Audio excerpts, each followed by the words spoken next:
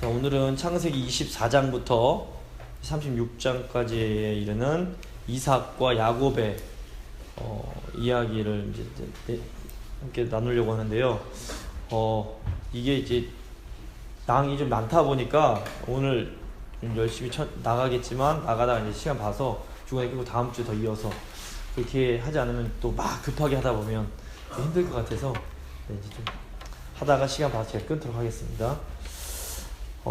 저희가 지난주에 이제 아브라함의 이제 그 이야기를 쭉 저희가 살펴봤는데요. 그 아브라함의 이야기를 이해하는 중심 개념이 언약이라는 것이 있었습니다. 근데 이제 이삭이나 야곱도 마찬가지로 하나님의 그 하나님과 맺은 언약이라는 개념을 잘 이해해야지 비로소 더 이렇게 이제 이걸 성경을 잘 이해할 수가 있습니다.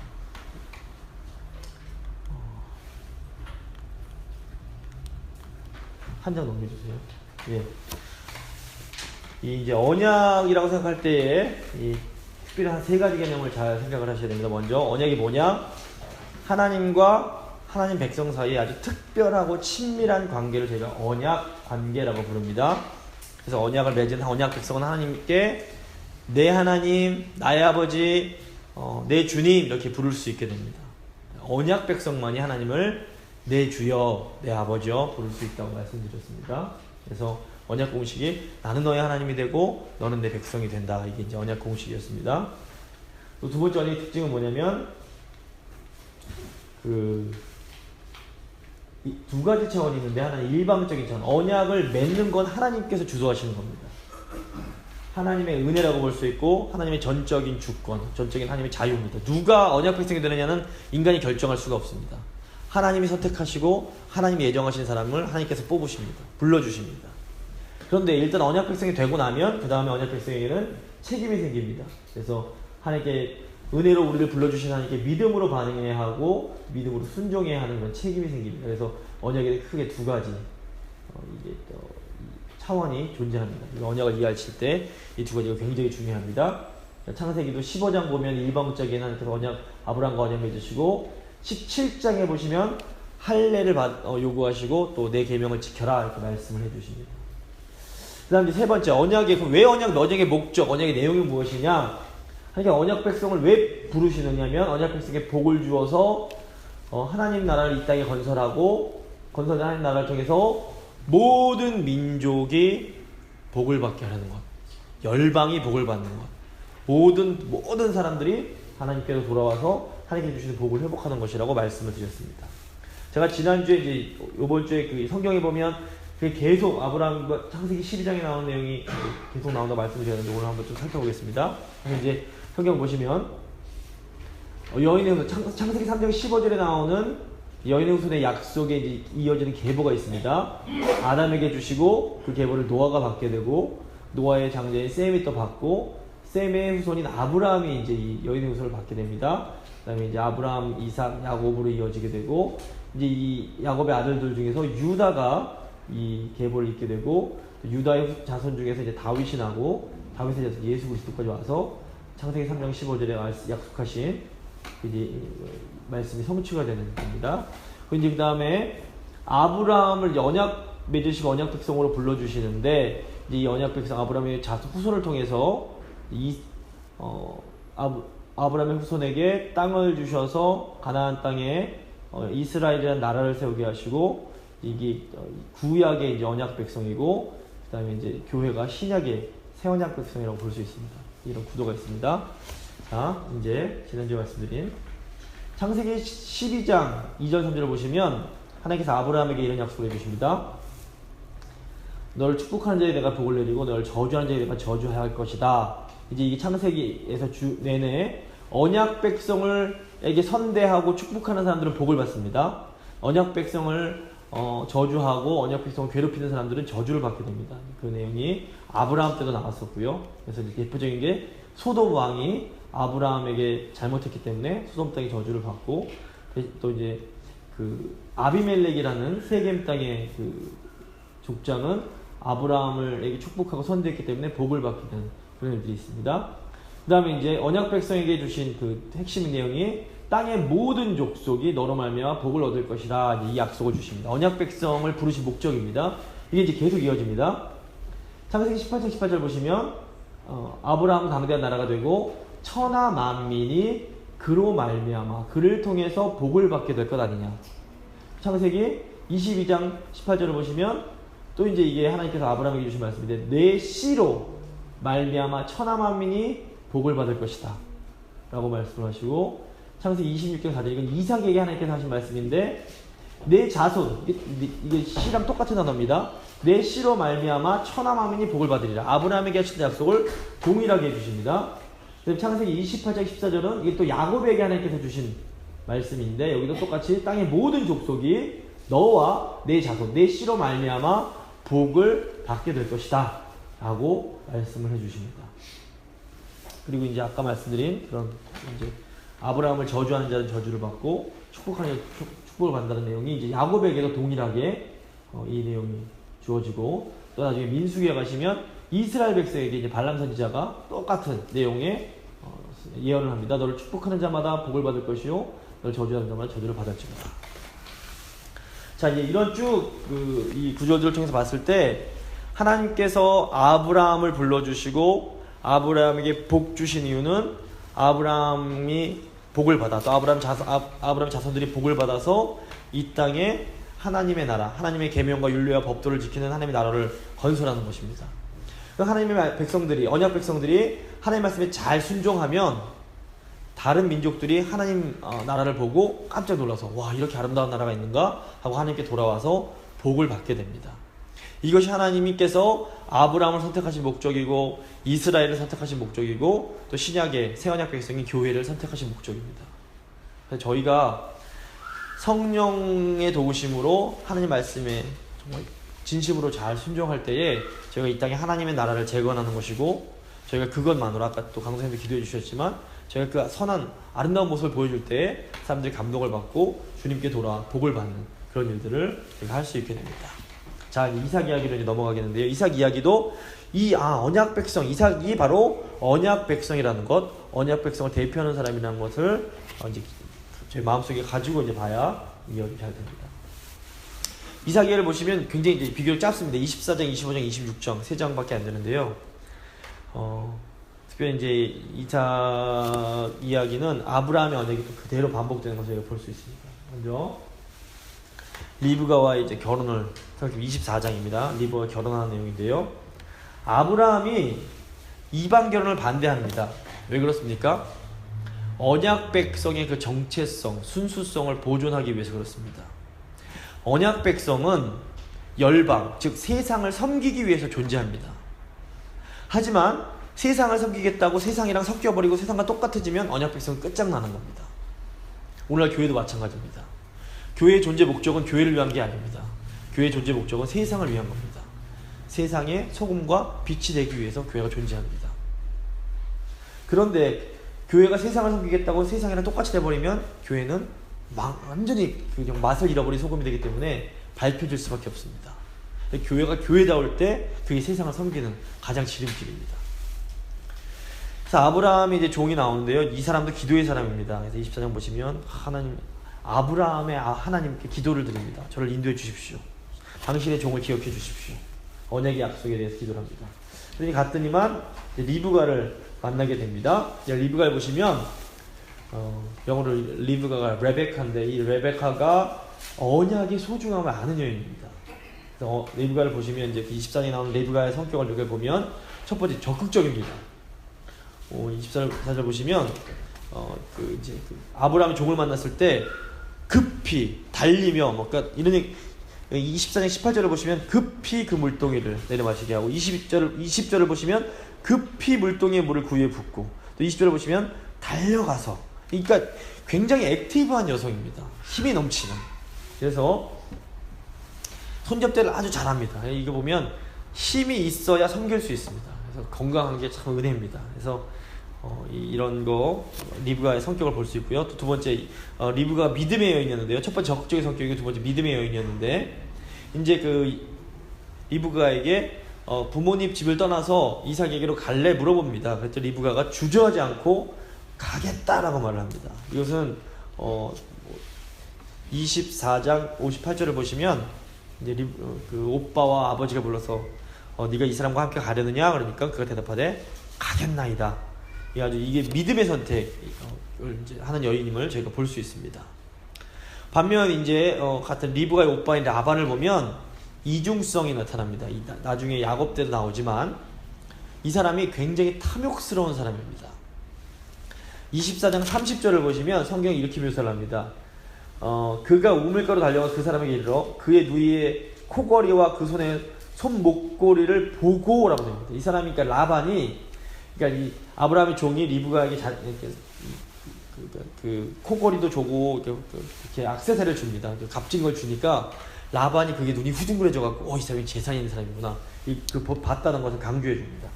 그러니까 라반이 믿음도 없지 않습니다. 왜냐하면 믿음의 계보를 따르기 때문에 믿음도 있기는 있지만 동시에 굉장히 탐욕스러운 사람입니다. 또 이제 50절을 보시면 반면 라반이 믿음의 말을 합니다. 이 일이 여호와께로 말미암았으니 우리는 가부를 말할 수 없노라. 그러니까 이 라반의 이중성 어떻게 보면 아직 진짜 신실한 신앙이 교회는 다니지만 믿음이 없지는 않지만 여전히 세상적인 탐욕을 가지고 있는 사람을 라반이 이제 보여줍니다. 그 다음에 이제 24장 30절을 보시면 이제 그 축복의 말을 해줍니다. 60절을 보시면 리브가에게 축복하여 이르되 우리 누이여 너는 천만인의 어머니가 될지어다 내 씨로 그 원수의 성문을 얻게 할지어다. 이게 창세기 3장 15절에 원수를 받는 그 계보를 잇는 그 역할을 하는 여인임을 볼 수가 있습니다. 그래서 만인의 어머니가 되는 역할을 하게 됩니다. 그리고 이제 67절, 24장 67절을 보시면 리브가가 이삭에게 이제 큰 위로가 됩니다. 어머니가 돌아가신 후에 이삭에게 위로가 되는데 이걸 보시면 이제 남편은 아내에게 사랑을 줘야 하고 아내는 남편에게 위로를 주어야 한다는 영적인 진리를 또 저희가 볼 수 있습니다. 사실 재밌는 것은 이제 이삭 이야기를 보시면 이삭보다 리브가에 대한 얘기가 더 많이 나옵니다. 그럼 이건 뭘 의미하느냐면 그 언약에 있어서 언약 백성에게 있어 언약 백성 언약 가정에 있어서 아내의 역할, 어머니 역할이 얼마나 중요한지를 성경이 보여주는 것입니다. 그래서 에서가 이방 여인의 결혼을 이방 여인과 결혼하자 부모님이 근심하는 내용이 성경에 나옵니다. 그래서 하나님의 약속의 소중함, 언약의 소중함을 아는 것이 중요합니다. 그냥 이제 교회만 다니는 것이 중요한 것이 아니라 이 언약을 소중하게 여길 줄 아는 것, 신앙의 소중함을 아는 것이 굉장히 중요함을 저희가 알 수 있습니다. 이제 25장으로 넘어가시면 아브라함의 말년에 대한 내용이 나오고 죽음의 내용이 나옵니다. 25장 1절을 보시면 아브라함이 후처를 얻습니다. 여기 후처라고 되어 있는 사실은 원어를 보면 그냥 아내입니다. 그래서 그두라라는 여인을 얻는데 이게 아마도 보통 그냥 읽으면 야, 사라가 죽은 후에 재혼했구나라고 생각하기 쉬운데 꼭 그렇지만은 않은 것이 당시 문화적으로 봤을 때 하가를 내보내고 다시 이제 이렇게 얻었을 수 있습니다. 당시에 문화였기 때문에 그런데 그렇다고 그러면 이제 성경이 일부 다처제를 지지하는 거냐? 그렇지는 않습니다. 당시 이제 타락한 문화 속에서 다 일부 다처를 했기 때문에 따르긴 하지만 재밌는 것은 성경을 가만히 보면 성경에 나오는 많은 가족 간의 갈등이 어디서 비롯되냐면 일부 다처에서 비롯이 됩니다. 그러니까 이걸 또 봤을 때 일부 다처제를 하나님께서 일부 다처제를 죽이거나 그러지 않으시지만 일부 다처제가 하나님께서 처음 그 디자인하셨던 그 계획과 분명히 다르다는 것을 간접적으로 보여줍니다. 그래서 항상 문제가 다윗도 그렇고 야곱 가정도 그렇고 아브라함 가정도 그렇고 일부 다처 때문에 이 배다른 형제끼리 갈등하는 내용이 굉장히 많이 나옵니다. 그래서 성경이 이제 어떤 보면 성경이 일부 다처제다 이런 걸 얼토당토하게 주장하는데 그렇지 않습니다. 예수님도 오시 말씀하지 않으셨고 또 창세기를 보면 한 남자와 한 여자가 결혼하는 것 그것이 이제 맞습니다. 근데 왜 이 일부 다처를 하나님께서 기뻐하지 않으시면서 그두라라는 이 부분을 넣으셨을까? 이게 중요한데요.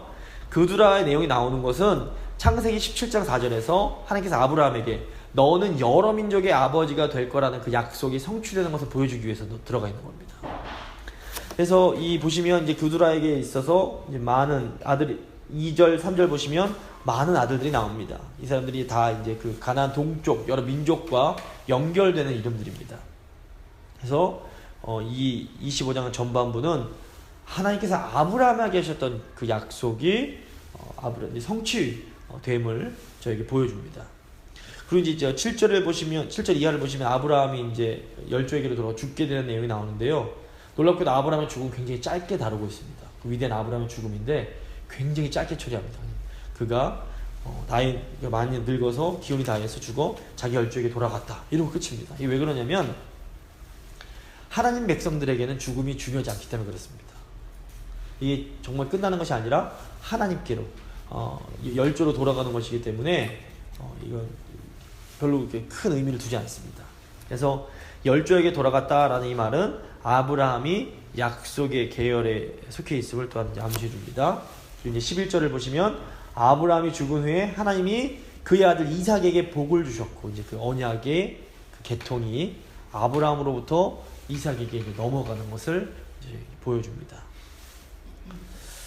다음 이제 25장 12절 이하를 보시면 이스마엘의 족보가 나옵니다. 이스마엘이 아주 큰 민족을 이룹니다. 이건 역시 하나님께서 창세기 16장 10절과 21장 13절에서 이스마엘에게도 내가 큰 민족을 이루게 하겠다는 이 약속이 성취됨을 보여줍니다. 그러니까 이것은 성경 하나는 그냥 왜 이름이 왜 나왔을까 이유가 있습니다. 하나님께서 약속하신 것은 반드시 이루어진다라는 것을 보여주기 위해서입니다. 또 근데 재미있는 것은 이스마엘 역시 아브라함과 똑같이 17절을 보시면 137세까지 살다가 기운이 다해 죽어 자기 백성에게 돌아갔고 여기 백성이라고 되어 있는데 사실은 열조와 똑같은 말입니다. 이스마엘도 아브라함과 똑같이 대접을 받습니다. 그 다음에 이제 나중에 이삭도 똑같습니다. 아브라함, 이삭, 이스마엘의 죽음이 다 같은 단어를 사용하고 있습니다. 이건 뭘 의미하냐면 이스마엘이 비록 언약 계열에 속하지는 못하지만 하나님의 사랑과 돌봄을 받은 자라는 것을 분명히 보여줍니다. 저희는 이스마엘이 언약 바뀌니까 무시해도 돼 이런 게 아닙니다. 하나님께서 이삭을 아브라함 택하시고 이삭 택하신 이유가 언약 밖에 있는 백성들을 다시 하나님께로 돌아오게 하기 위해서라는 것 제가 기억할 필요가 있습니다. 그 다음에 25장 19절에서 34절을 보시면 에서와 야곱이 이제 출생하는 그 내용이 나옵니다. 뱃속에서부터 싸움하는 내용이 나옵니다. 이 이제 평생 갈등이 되는 것은 일종의 전조라고 볼 수 있습니다. 복선을 깔아주는 것인데요. 그리고 여기서 보면 이제 리브가가 뱃속에서 하도 싸우니까 이제 여쭤봤더니 큰 자가 작은 자를 섬길 것이다 라는 예언을 받게 됩니다. 25장 23절에서 큰 자가 어린 자를 섬기리라.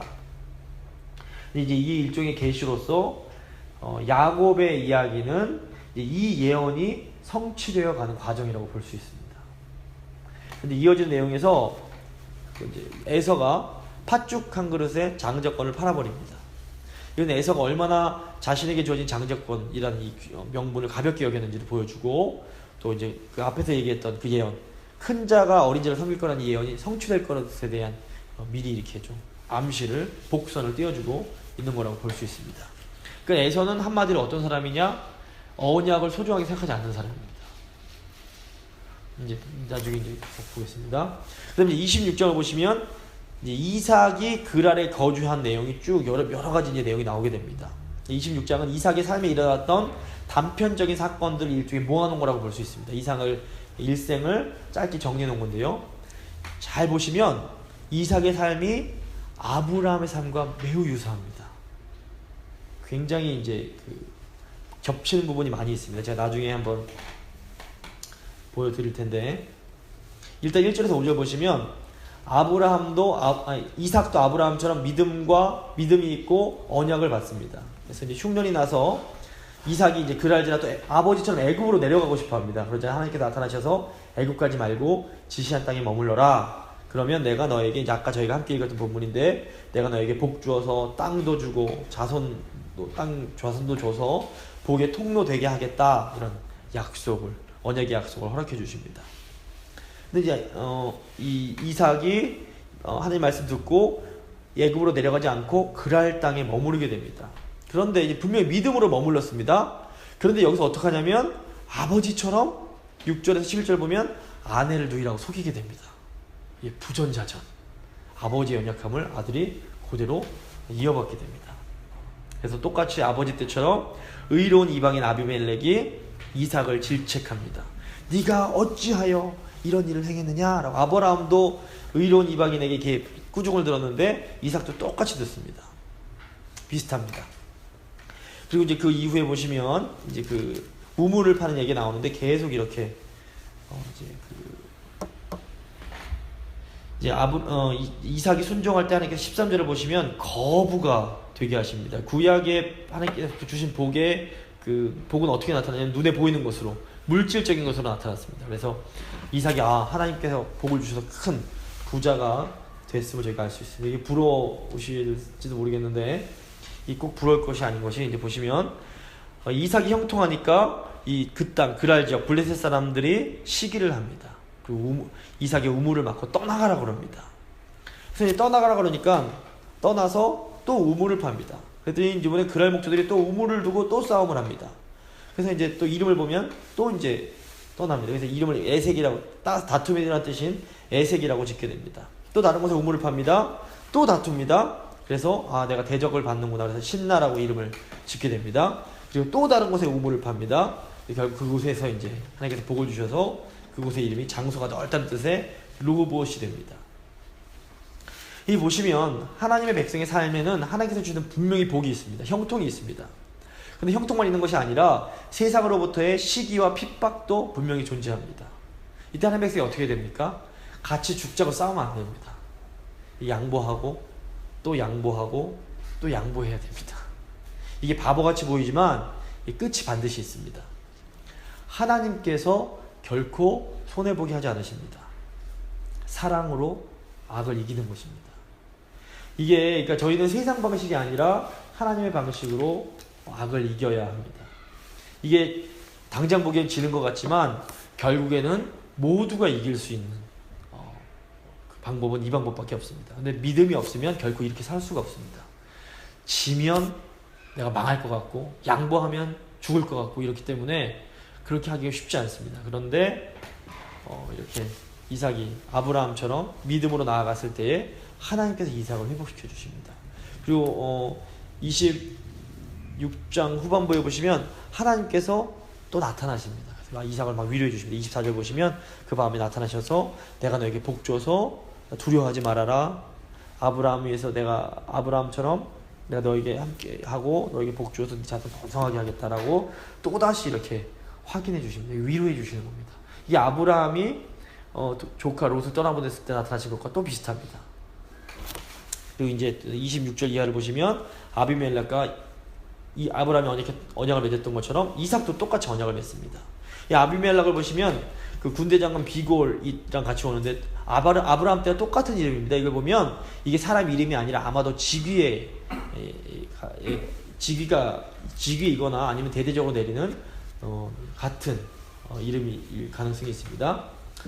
그리고 이제 그 34절 이하에 보시면 에서가 이방 여인들과 결혼을 하는데 이것에 대해서 이삭과 리브가가 근심한다는 내용이 나오는데 이것은 이삭과 리브가가 이 언약의 그 중요성을 누구보다도 잘 알고 있었기 때문에 장자 에서가 이 언약의 위험을, 이방 결혼이라는 것이 왜 위험하냐면 언약 백성의 정체성을 깨트릴 수 있기 때문에 그 위험성에 대해서 염려를 하게 됩니다.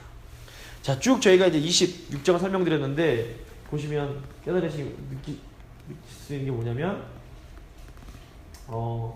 이 아브라함과 이삭의 유사성입니다. 그 보시면 놀랄 정도로 아브라함과 겹치는 부분이 않습니다. 자녀 없는 것도 똑같고요. 하나님이 자녀를 주신 내용도 똑같고 그랄에 거주했다는 내용, 흉년이 들었던 것, 아내를 누이라고 속였던 것, 아내로 인해서 아비멜렉과 문제가 생겼던 것, 아내가 하나님께서 보호해 주신 것, 우물로 인해서 블레셋 사람들과 마찰 빚은 것, 아비멜렉과 언약 맺은 것, 브엘세바에 있었던 것, 땅과 자손의 약속을 받은 것, 이게 다 아브라함과 이삭이 똑같이 연결이 되는 겁니다.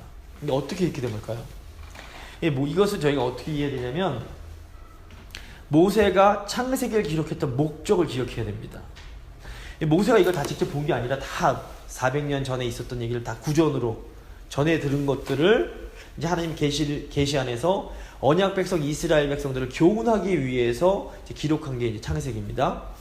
그래서 모세는 아브라함과 이삭의 삶의 같은 부분을 기록함으로써 아브라함의 그 언약의 삶이 이삭에게도 동일하게 지속되고 있음을 보여주고자 했던 것이라고 볼 수 있습니다. 이를 통해서 하나님께서 언약의 약속에 신실하신 분임을 또한 강조합니다. 그래서 이거 저에게 주는 교훈이 뭐냐면, 과거의 약속 안에서, 지금 성경은 다 과거에 쓰여진 건데 최근에 쓰여진 신약도 지금보다 2000년 전에 쓰여진 책이고, 아브라함 같은 경우에는 지금부터 3500년 전에 쓰여진 책인데, 이때 이야기에 지금 우리에게 무슨 의미가 있느냐, 과거의 약속을 신실하게 지키신 하나님께서 지금도 신실하게 약속을 지켜주신다는 겁니다. 지금도 약속 안에서 우리를 돌보고 계십니다. 그래서 그것을 저희가 이제 볼 수 있습니다. 한편 아브라함과 이삭 이야기를 보면서 우리는 그분들의 삶과 우리의 삶이 그다지 크게 다르지 않다는 것을 또 보게 됩니다. 옛날에 배울 때는 아브라함 위대하고 믿음의 조상이고, 이삭은 순종하고, 근데 보시면 아시겠지만 찌질한 모습들이 존재합니다. 위대한 아브라함도 찌질했고 이삭도 참 못난 부분이 있었습니다. 그래서 저희 낙심할 것이 없습니다. 근데 중요한 건 이런 연약한 아브라함, 이런 연약한 이삭을 하나님께서 사랑하시고 이들의 믿음을 받아주시고 이들을 언약의 통로로 사용해 주셨다는 겁니다. 그리고 이 하나님께서 연약한 우리도 받으시고 우리를 지키시고 우리를 통해서 일하신다는 겁니다.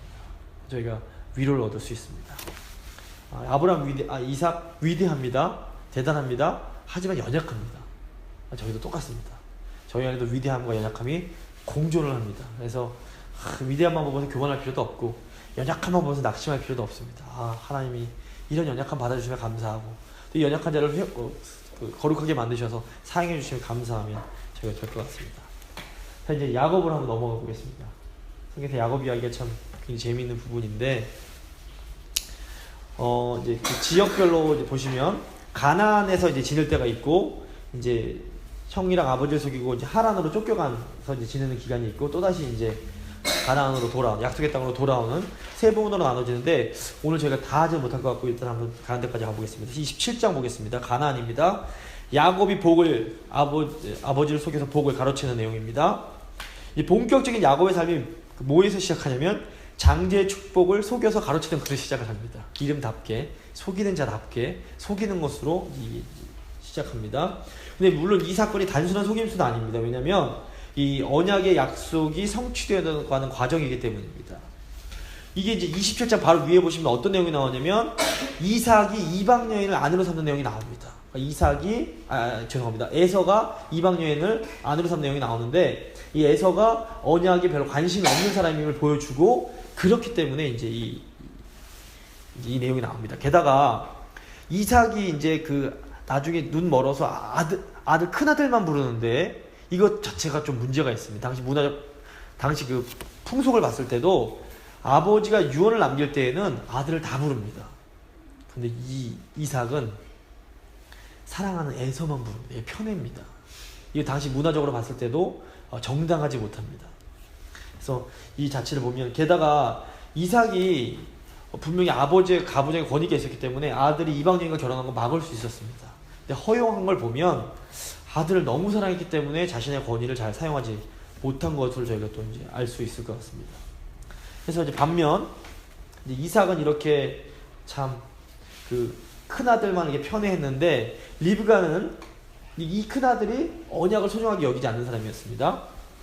근데 이 아내 리브가는 믿음의 여인으로서 언약에 담긴 그 복의 중요성을 알고 있던 사람입니다.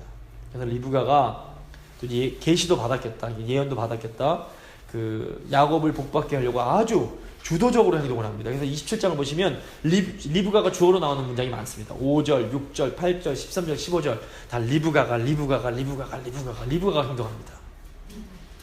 굉장히 적극적인 여인입니다. 그래서 태중에서 쌍둥이가 싸울 때 하나님께 물었던 사람도 리브가였습니다.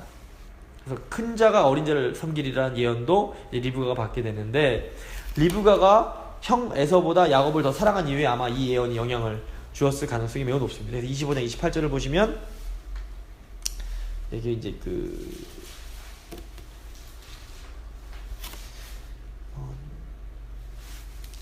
25장이 아니라 25장 28절을 보시면 리브가가 야곱을 사랑하였더라 라고 나옵니다. 이게 이제 리브가 마음속에 이 하나님의 말씀을 소중하게 생각하고 그것을 이제 알 수 있습니다. 결국 이제 속이는 내용이 너무 잘 아실 테니까 속인 다음에 29절을 보시면 야곱이 이삭으로부터 이 아브라함으로부터 전해지는 이 언약의 복을 받게 됩니다. 29절 보시면 너를 저주하는 자는 저주를 받고 너를 축복하는 자는 복을 받기를 원하노라. 이게 이제 아브라함이 하나님으로부터 들었던 그 약속인데 이거를 이제 이삭이 야곱에게 해주게 됩니다. 결국 이제 리브가가 이제 에서가 이제 이 사실을 알고 화가 났고 이제 야곱을 죽이려고 하는 것을 이제 리브가가 알게 됩니다. 그리고 이제 이삭을 설득합니다. 그래서 에서가 큰 아들이 이방 여자랑 결혼해서 내가 살 수가 없는데 작은 아들까지 이방 여자랑 결혼할 수 없어요. 그래서 이제 막 그 남편을 꼬셔갖고 저기 하란으로 이제 보내게 만듭니다. 그래서 이제 보내면서 이삭이 그 28장 3절 4절을 보시면 그 야곱을 축복하는데 이 내용을 보면 이삭이 그 아브라함이 하나님으로 받았던 그 언약의 내용을 아주 정확하게 알고 있으면 볼 수 있습니다. 그래서 3절 보시면 28장 3절 4절 보시면 정확하게 이 내용이 반복됩니다. 전능하신 하나님이 내게 복을 주시어 내가 상육하고 번성하게 하여 내가 여러 족속을 이루게 하시고 아브라함에게 허락하신 복을 내게 주시되 너와 함께한 네 자손에게도 주사 하나님이 아브라함에게 주신 땅 곧 내가 거류하는 땅을 내가 차지하게 하시기를 원하노라. 아브라함에게 주셨던 그것을 자기가 또 받았던 복을 고스란히 이제 야곱에게 전달해 주게 됩니다.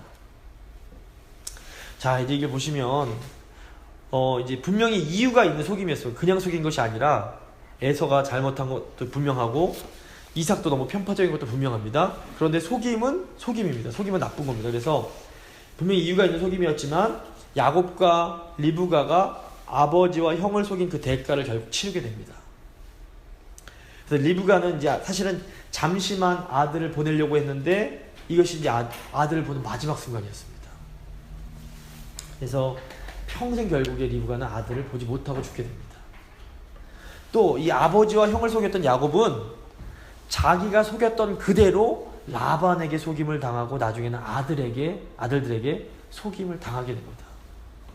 이게 뭐냐면, 그러니까 저희가 죄는 용서받지만 죄의 결과는 저희가 대가를 치러야 됩니다. 그래서 하나님께서 죄 짓지 말아라 말씀하시는 이유가 있습니다. 죄를 지으면 그 영향력을 저희가 받기 때문에 그렇습니다. 높은 데서 뛰어내지 말아라.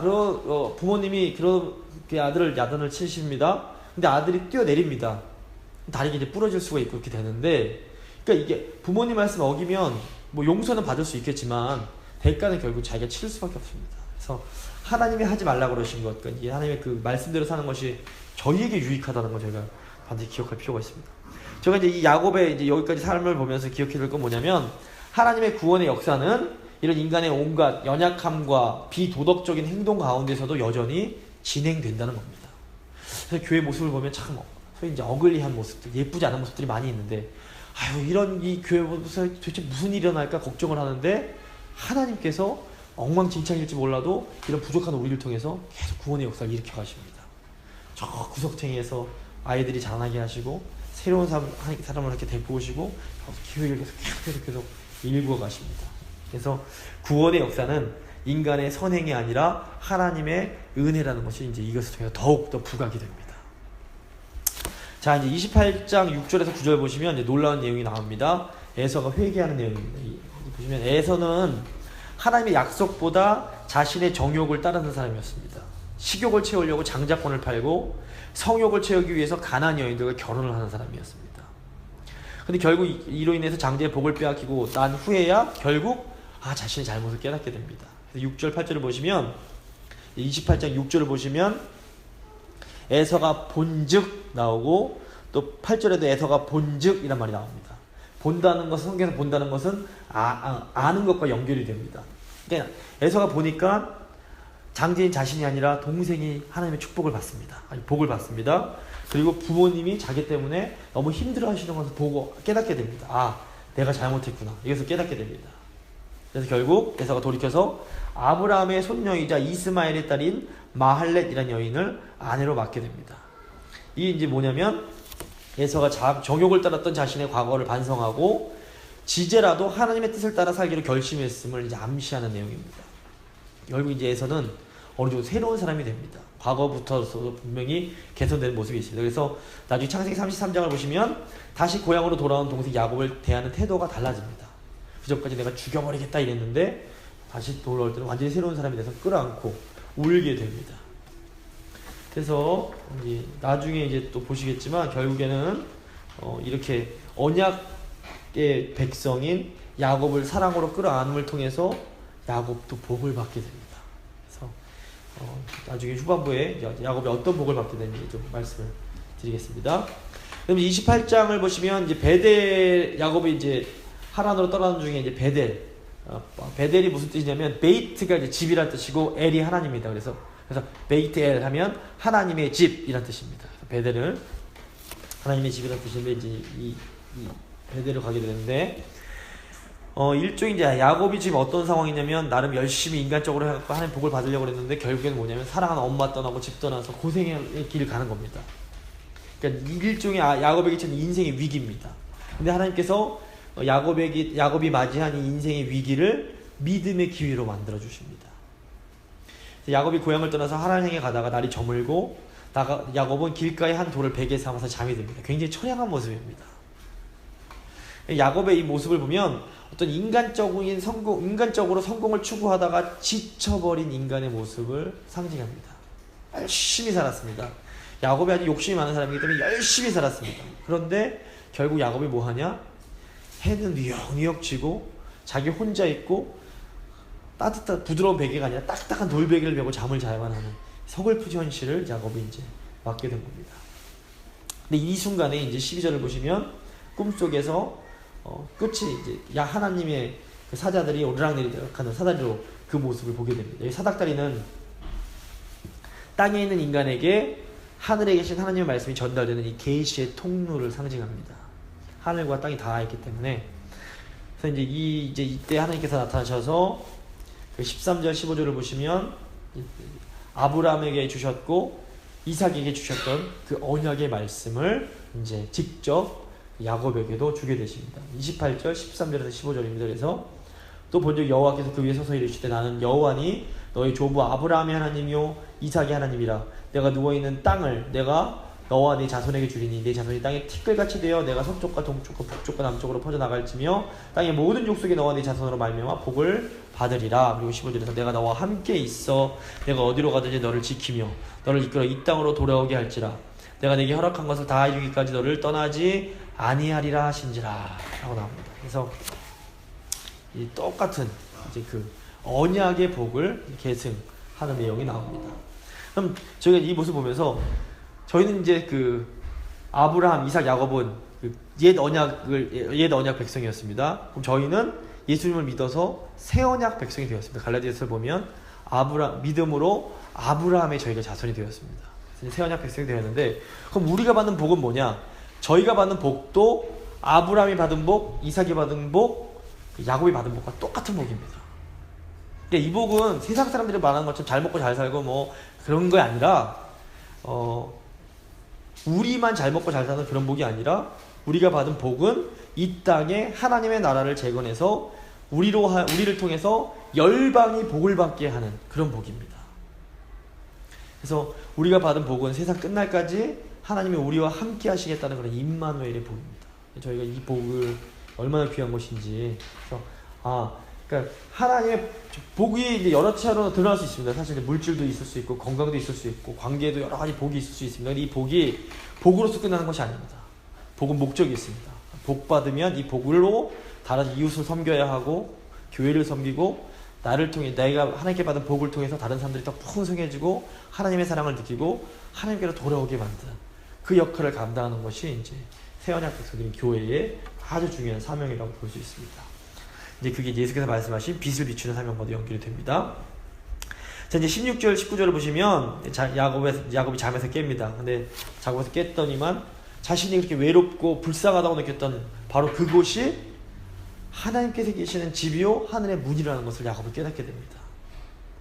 과거의 야곱은 많은 재산이나 세상적인 형통이 하나님의 복인 줄 알고 있었습니다.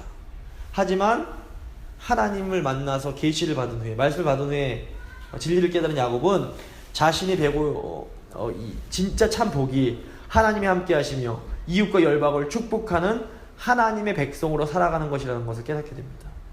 그래서 이 진리를 깨달은 야곱은 자신이 베고 누웠던 돌을 가져다가 이제 기둥으로 삼고 그 위에 이제 기름을 붓게 됩니다.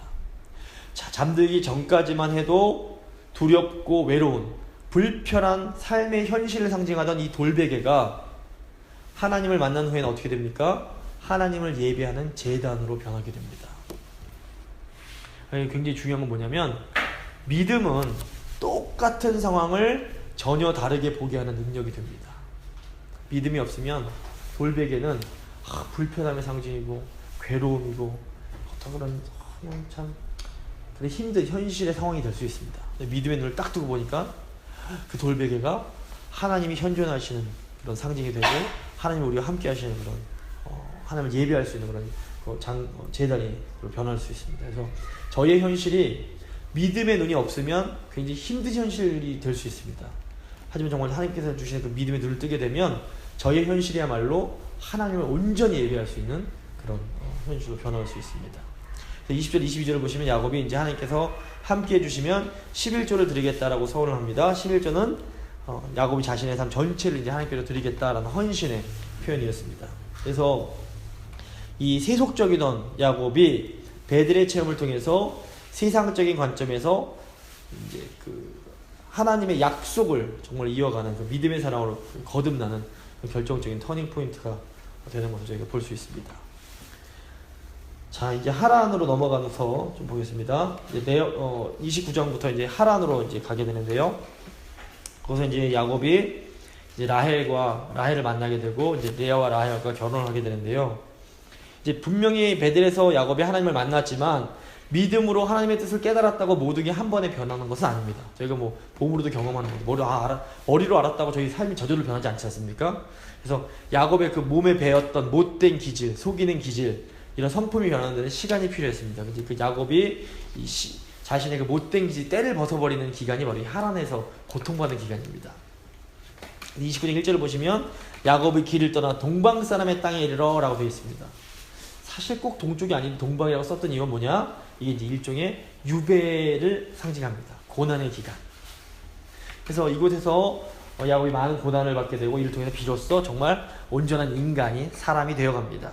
야곱은 외삼촌 라반에게 철저히 속임을 당합니다. 아까 말씀드렸지만 이것은 야곱이 아버지와 형을 속인 것에 대한 일종의 이제 대가라고 볼 수 있습니다. 이제 뭐 잘 아시는 것처럼 야곱이 라헬을 만나서 사랑에 빠지는데요. 이건 구약에서 매우 보기 드문 아주 낭만적인 결혼입니다. 사실 이거는 구약 시대에 이런 사랑을 했다는 것 자체가 굉장히 현대적인 결혼인데, 어쨌건 굉장히 좋기도 하지만 결국 또 꼭 좋은 것만은 아닙니다. 이제 보시면 라헬을 만나서 보시는데 이제 야곱이 레아보다 라헬을 더 많이 사랑합니다. 잘 아는 내용이 있으니까. 그런데 이런 야곱의 편애는 가정의 불행의 씨앗이 됩니다. 이 아들을 편애해도 그렇고 이 아내도 이제 편애하는 게 참 문제가 있습니다. 그래서 근데 결과적으로 이런 편애로 인해서 경쟁을 하게 되고 이로 인해서 야곱의 12아들이 태어나게 됩니다. 하나님께서는 인간의 죄를 통해서도 역사해 주십니다. 29장 31절부터 이제 야곱의 아들들에 대한 내용이 나옵니다. 31절을 보시면 29장 31절을 보시면 레아는 여호와께서 레아가 사랑받지 못함을 보시고 라고 되어 있습니다. 레아는 남편의 사랑을 받지 못한 굉장히 불쌍한 여인이었습니다. 하나님께서 사실 잘 본문을 보면 레아는 아버지한테도 별로 사랑을 못 받았습니다. 남편한테도 사랑을 못 받았습니다. 레아는 정말 인간적으로 볼 때는 굉장히 좀 불쌍한 여인입니다. 근데 이 여인을 불쌍한 여인 하나님께서 레아에게 은혜를 베푸십니다. 고대 근동에서는 아내가 남편한테 인정받는 최고의 방법은 아들을 낳는 것이었습니다. 근데 레아는 믿음이 있던 사람입니다. 그래서 아들을 낳을 때마다 여호와 하나님께서 나를 도우셨다라는 믿음의 고백을 합니다. 근데 레아의 간절한 소망, 뭐냐면 남편의 사랑을 좀 받아보는 겁니다. 그래서 남편의 사랑을 받고자 하는 내용이 계속해서 나옵니다. 32절, 33절, 35절, 30장, 18절, 20절. 그럼 언제는 남편이 나를 좀 사랑해줄까? 계속 남편의 사랑을 갈구합니다. 여기서 보시면 남편의 사랑을 받고 싶어하는 레아의 욕망 자체가 나쁜 것은 아닙니다. 아내의 당연한 욕망인데, 근데 이제 이 당연한 욕망이라고 할지라도 과도하게 집착할 때 그것은 하나님이 우리에게 주시는 참된 만족을 누리지 못하게 방해합니다. 이게 굉장히 중요합니다. 정상적인 것일지라도 너무 지나칠 때 그것은 하나님께서 우리에게 주시는 만족을 받지 못하게 합니다. 그래서 레아가 아들을 낳아서 남편 야곱의 사랑을 받아보려고 최선을 다합니다. 하지만 레아의 노력은 번번이 성공하지 못합니다. 레아가 아들에게 지은 이름을 보면 레아의 그 마음의 소망이 잔뜩 담겨 있습니다. 이제 레아가 큰 아들의 이름을 르벤이라고 짓습니다. 벤이 아들이고 루가 이제 보다라는 뜻입니다. 그래서 르벤 하면 보라 아들이라라는 뜻인데, 이 이름에는 이제 남편 야곱을 향해서 제가 아들 낳았으니까요, 저도 좀 봐주십시오, 이런 뜻이 있습니다. 근데 이 욕망이 채워지지 않습니다. 둘째 아들 이름은 시므온입니다. 시온 미음이 제가 이제 듣다, 사무엘, 쉐마, 시온 미음은 다 이렇게 듣다라는 거 연결되어 있습니다. 아들의 이름을 듣다라고 짓습니다. 이게 무슨 의미일까요? 여보, 이제 내 말도 좀 들어주세요. 라헬 얘기만 듣지 말고 제 얘기도 좀 들어주세요, 이겁니다. 근데 이 소망도 안 이루어집니다. 셋째 아들 이름 레위입니다. 이 뜻은 애착이란 뜻입니다. 자, 아들을 3명이나 낳았으니까 이제 나한테도 좀 애착을 가져주세요, 이런 의미라고 볼 수 있습니다. 근데 레아의 바람이 역시 헛된 바람이 되고 맙니다.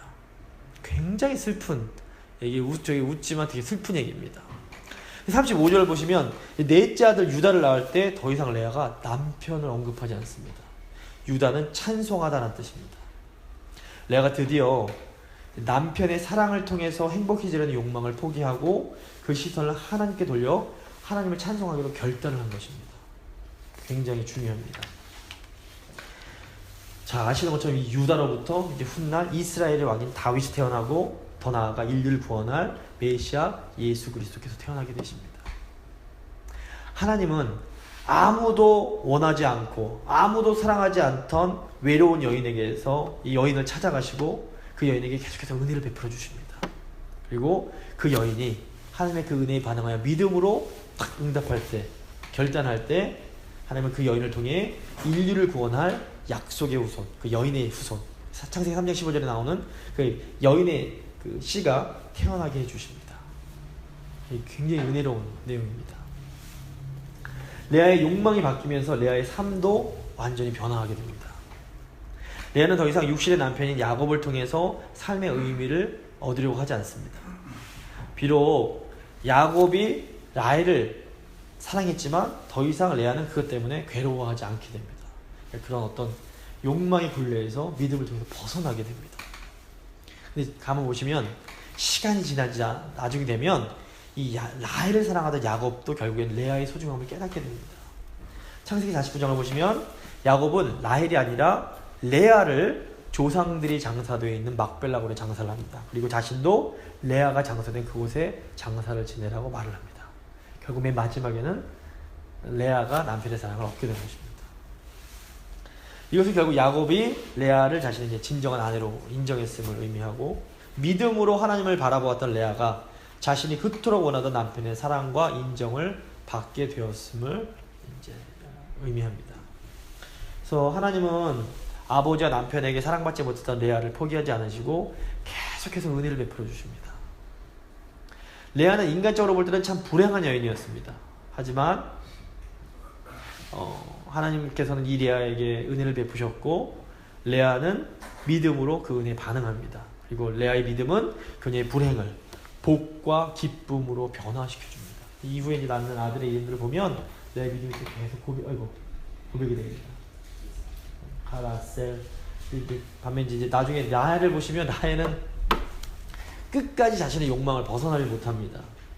라헬은 남편의 사랑을 그렇게 독차지했으면서도 만족할 줄을 모릅니다. 30장 1절을 보시면 라헬이 어떤 좀 무시무시한 여자인 게, 나한테 자식 낳게 해라, 아니면 내가 죽어버리겠다, 막 협박까지 합니다. 오죽하면 라헬을 그렇게 사랑했던 야곱이 라헬한테 화를 납니다. 나한테 어쩌라고. 결국 이제 이 라헬이 여종 비라를 남편에게 줘서 아들을 얻습니다. 근데 그 아들의 이름에 이 라헬의 이런 채워지지 않은 욕망이 그대로 들어있습니다. 라헬의 첫 번째 아들 이름이 이제 단입니다. 라헬이 이제 그 빌하를 통해서 얻은 단. 단의 뜻이 뭐냐면 억울함을 푸심이라는 뜻입니다. 그럼 무슨 의미입니까? 그동안 계속 억울했다는 겁니다. 두 번째, 또 성이 안 찼습니다. 납달을 낳습니다. 경쟁입니다. 불쌍한 언니에게 계속해서 경쟁심을 느끼고 있는 겁니다. 결국 하나님께서 이 라헬을 긍휼히 여기셔서 아들 요셉을 주십니다. 근데 요셉의 이름의 뜻이 뭡니까? 더함입니다. 무슨 의미입니까? 아직도 부족합니다. 더 주십시오. 더. 이게 라헬입니다. 하나님께서 이 기도에 결국 응답해서 아들을 주십니다. 근데 이 아들 때문에 라헬이 죽게 됩니다. 남편의 사랑을 독차지하면서 사실 감사할 것이 너무 많았던 여인이었던 이 라헬이 끝끝내 잘못된 욕망 때문에 감사하지 못하다가 결국에는 죽음에 이르게 됩니다. 두 여인이 참 대조가 됩니다. 우리는 어떤 삶을 살아갈 것인가? 어떤 것을 욕망할 것인가? 하나님이 주신 것에 감사하며 믿음으로 우리의 그런 부족한 것들을 승화시켜서 하나님께 나아갈 것인가? 아니면 주신 것에 감사하지 못하면서 끝까지 계속 욕망을 할 것인가? 물론 라헬, 레아 모두 다 믿음의 여인들이었습니다. 믿음이 없지 않았습니다. 근데 이제 저희의 믿음의 선택이 결국에 굉장히 끝이 달라지는 것을 저희가 성경에서 볼 수 있게 됩니다. 시간이 너무 많이 갔기 때문에 오늘은 한 이 정도까지 좀 정리를 하고 다음 시간에 이거 그대로 갖고 와주시면 다음 시간에 계속 이어서 나가도록 하겠습니다. 야곱의 이제 계략이 나아갈 텐데요. 제가 오늘 함께 나눈 말씀을 좀 기억하시면서 이 본문이 이제 많은 내용을 담고 있기 때문에 여러 가지 또 마음속에 다가왔던 내용들이 특별히 더 다가오신 내용도 다르실 텐데 기억하시면서 하나님 이삭을 생각해 보셔도 좋을 것 같고요. 야곱을 생각해 보셔도 좋을 것 같고 또 이제 뭐 레아나 이제 라헬의 모습을 또 생각해 보셔도 좋을 것 같고 오늘 말씀 배우시면서 하나님 우리에게 주셨던 하나님 주셨던 말씀 기억하시면서 한번 기도하시고 제가 하나님 오늘 이삭과 야곱의 모습을 함께 보았습니다. 그리고 레아와 라헬의 모습도 보았습니다. 주님 언약 백성이지만 완전하지 못한 모습을 저희가 보게 됩니다. 저희도 하나님께서 새 언약 백성으로 불러주셨지만 저희 안에 많은 부족함과 연약함이 있음을 고백합니다. 하지만 주님 하나님께서는 이런 연약한 자들도 사용해 주셨고 연약한 자들을 통해서 일해 주셨습니다. 그리고 더 감사한 것은 이 연약한 자들을 계속 인도하셔서 결국엔 언약 백성에 합당한 삶을 사는 거룩한 백성으로 삼아 주십니다. 하나님께서 저희를 만져주고 계심을 고백합니다. 저희도 연약하고 부족하지만 하나님께서 지금껏 저희를 인도해 오셨고 저희를 통해 또 일해 오셨고 지금도 저희를 거룩한 자들로 만들어가고 계심을 저희가 고백합니다. 주님 저희가 베델의 야곱처럼 또 믿음으로 하나님을 바라보고 결단한 레아처럼 저희가 하나님을 이렇게 믿음으로 나아갈 수 있도록 도와주시고 정말 거룩한 백성 되어서 정말 하나님의 그 뜻을 이루어가는 저희가 될 수 있도록 주여 도와주시옵소서. 감사드리며 귀하신 예수님 이름으로 기도드립니다. 아멘.